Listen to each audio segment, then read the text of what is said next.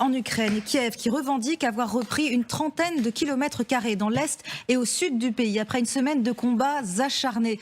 Par ailleurs, selon le Kyiv Independent, 5 civils ont été tués par des bombardements russes à Soumy dans le nord-est de l'Ukraine. Alors qu'on annonce 180 000 soldats russes, Benjamin, sur le front de l'Est, le nombre nous interpelle ce matin. C'est assez énorme. Est-ce que ça peut mettre en danger la contre-offensive ? En tout cas, ça inquiète le porte-parole de l'armée ukrainienne, car ce chiffre est donné par l'armée ukrainienne, porte-parole de l'armée ukrainienne dans l'Est. Je vous redonne exactement sa citation.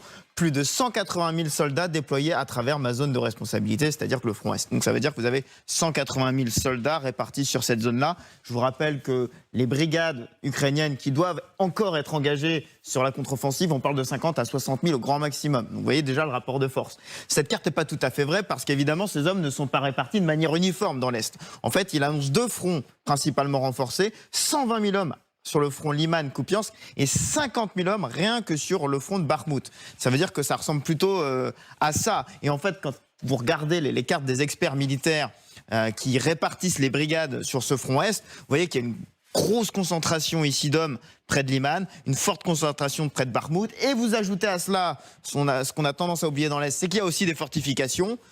Vous avez quand même un front qui est quand même très très délicat à percer. Alors ça, c'est pour se défendre, on l'a vu, mais vu le nombre, ce serait aussi pour attaquer. En tout cas, la meilleure défense russe semble l'attaque. C'est en tout cas ce que dit la vice-ministre de la Défense ukrainienne, qui elle-même dit que l'ennemi avance dans plusieurs directions.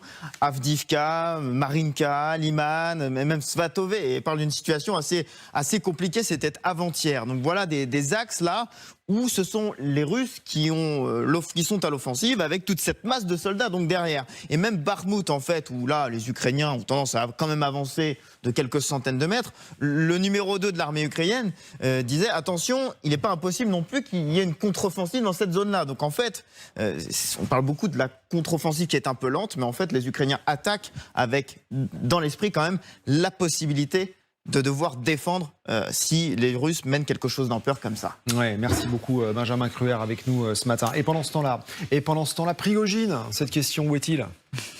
Oui, passé effectivement. C'est un drôle de lancement, mais ça peut le faire. Effectivement, c'est la question que beaucoup de monde se pose. Le patron de Wagner se serait donc réfugié en Biélorussie depuis le 27 juin. Il a repris la parole à la surprise générale hier dans un message audio. Il évoque de futures victoires au front. On l'écoute.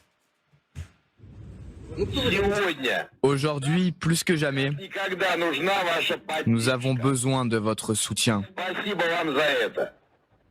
Et merci pour ça. Je veux que vous compreniez que notre marche de la justice visait à combattre les traîtres et à mobiliser notre société. Et je pense que nous y sommes parvenus en grande partie. Dans un avenir proche, je suis sûr que vous verrez nos prochaines victoires au front. Merci les gars. Il est vraiment en Biélorussie, Margot Haddad ? Ça, on ne le sait pas parce qu'il n'y a aucune vidéo qui sont vraiment sorties. C'est le président Loukachenko qui l'a dit ouvertement. On a vu aussi des images donc satellites d'avions appartenant à Prigojine arriver en Biélorussie. Est-ce que ce n'est qu'un leurre? C'est une possibilité. L'idée, c'est d'entretenir le flou. On le voit bien avec ce message audio et non vidéo. C'est comme ça que la communication se fait depuis la rébellion. Et puis, il y a tout ce narratif qui est de confirmer sa première thèse, comme quoi il n'en voulait pas directement au Kremlin, mais aux hommes en dessous, c'est-à-dire autant Gerasimov que Shoigu, et que c'était eux qui étaient visés et non pas le Kremlin lui-même pour essayer de redorer son blason. Prigojine, clairement, il est dans une position un petit peu compliquée. Il peut être une cible parce qu'il sait beaucoup de choses, parce que il a tenté de renverser le pouvoir d'une certaine manière, même s'il lui dit que non.